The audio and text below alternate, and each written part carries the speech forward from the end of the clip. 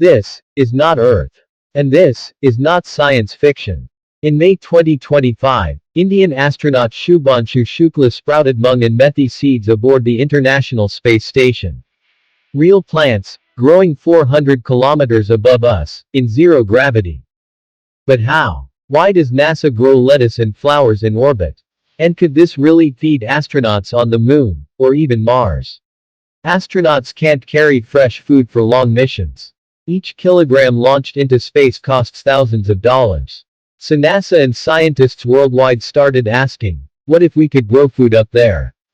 Plants don't just give food. They clean the air, recycle carbon dioxide, and even improve mood.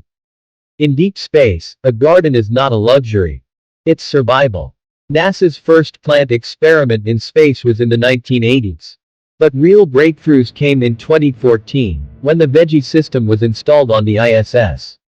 In 2015, astronauts ate space-grown lettuce for the first time.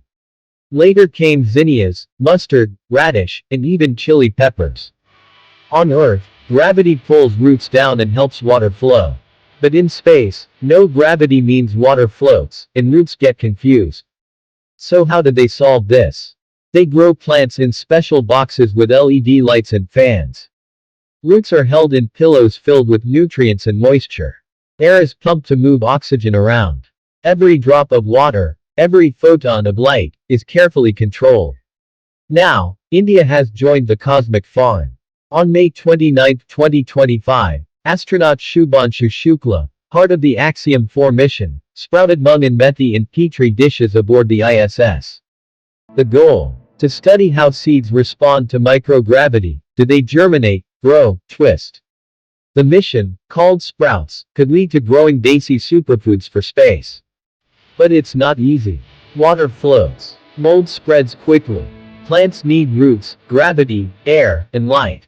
Scientists still face problems like mutated growth, poor pollination, and how to recycle plant waste. Still, every tiny sprout grown in space is a giant leap for humanity. From lettuce and flowers to India's mung and methi, we're not just exploring space.